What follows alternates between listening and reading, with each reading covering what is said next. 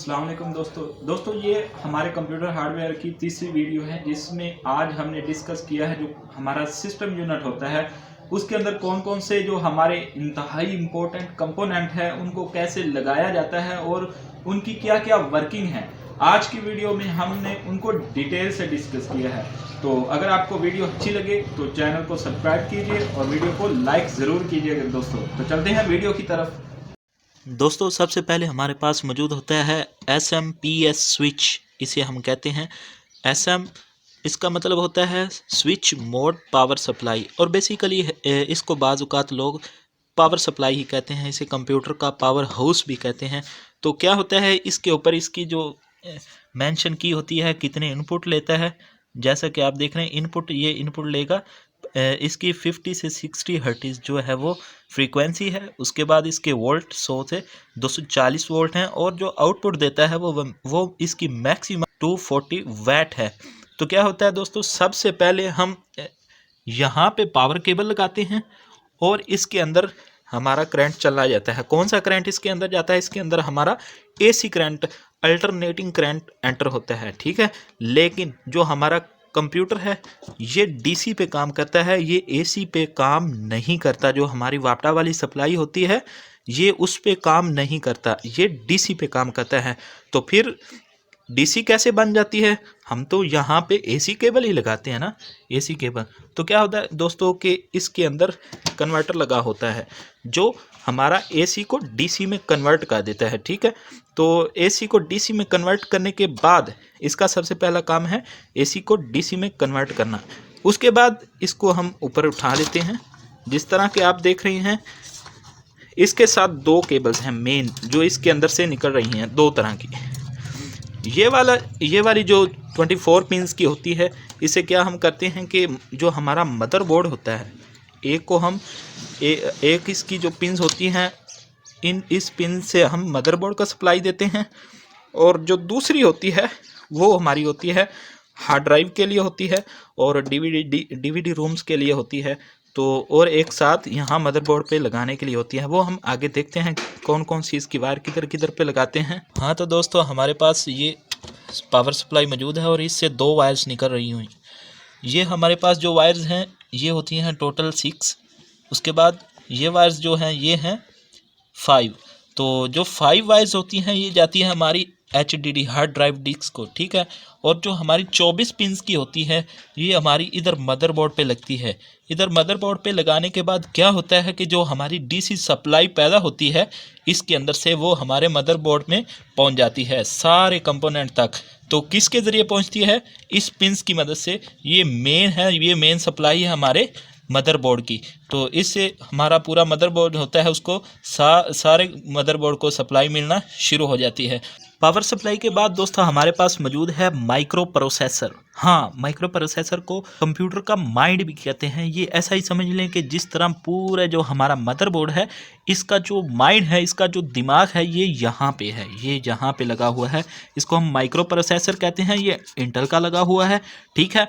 और इसका काम क्या होता है? ये दो तरह के फंक्शन जो हमारे कंप्यूटर के अंदर करता है, अर्थमेटिक एंड लॉजिकल ऑपरेशंस। तो डिटेल हम अगली वीडियोस में देखने वाले हैं। आगे जो हम एडवांस CPU को जब ओपन करके देखेंगे तो वहाँ पे आपको बेहतर तौर पे समझ आएगी, क्योंकि इस मदरबोर्ड के अंदर ये इसके अंदर फिक्स है। लेकिन जो हमारे एडवांस आजकल जो CPU आ रहे हैं उसके अंदर जो हमारा माइक्रो प्रोसेसर है उसको हम यहाँ पे एक लॉक बना होता है उसके, वहाँ उसको उखाड़ के जो हमारा माइक्रो प्रोसेसर होता है उसको हम देख भी सकते हैं कि वो देखने में कैसा नज़र आता है। तो अगली वीडियो में हम इसको मज़ीद डिटेल से डिस्कस करेंगे कि माइक्रो प्रोसेसर कैसा होता है, किस तरह की इसकी नीचे पिंस लगी होती हैं।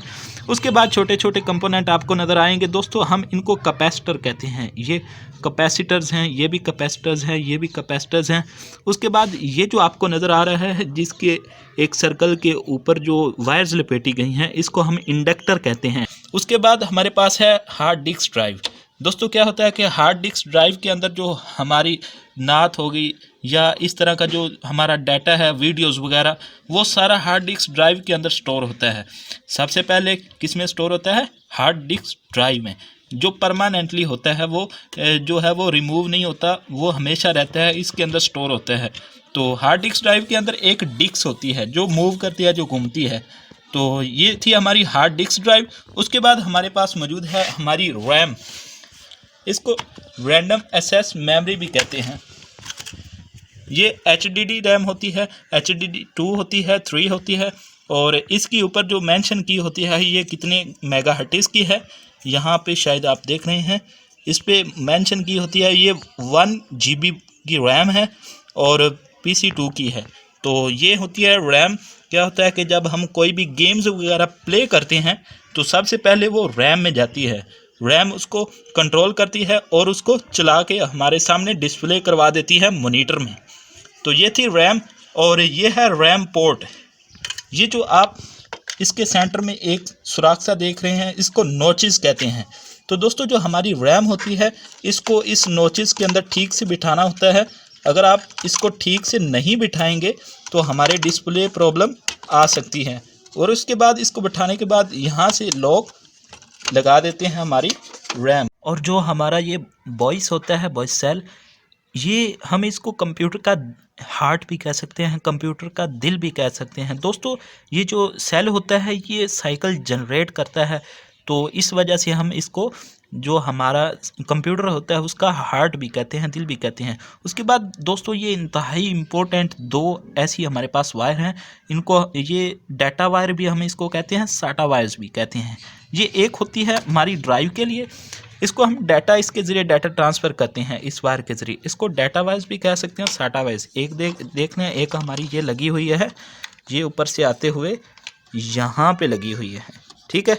यहाँ से हमारा एक कनेक्शन, इसको अगर हम यहाँ पे लगा देते हैं इस तरह, तो क्या होगा, जो हम DVD रूम में कोई भी, जो ये हमारे पास DVD रूम है, इसके अंदर अगर हम कोई भी डिस्क डालेंगे तो ये उस डाटा को रीड करती है और हमारे कंप्यूटर तक पहुंचाती है। कौन सी केबल? ये डाटा केबल। और दूसरी ये सेम ही होती हैं। दूसरी ये हमारे पास मौजूद होती है हार्ड डिस्क की, जो हमारे हार्ड डिस्क का डाटा रीड करती है। और ये आप देख रहे हैं, ये यहाँ से होते हुए हार्ड डिस्क के अंदर, ये हार्ड डिस्क से निकल रही है, ये देखें, ये हार्ड डिस्क से होती यहाँ पे हम इसको लगाते हैं, यहाँ पे इस तरह इसकी जैकेट बनी होती है, तो इसको हम यहाँ पे जो है वो आसानी के साथ लगा सकते हैं। तो दोस्तों ये इंतहाई इम्पोर्टेंट जो हमारे कंपोनेंट थे HP सिस्टम के, उनको आज हमने डिस्कस किया है।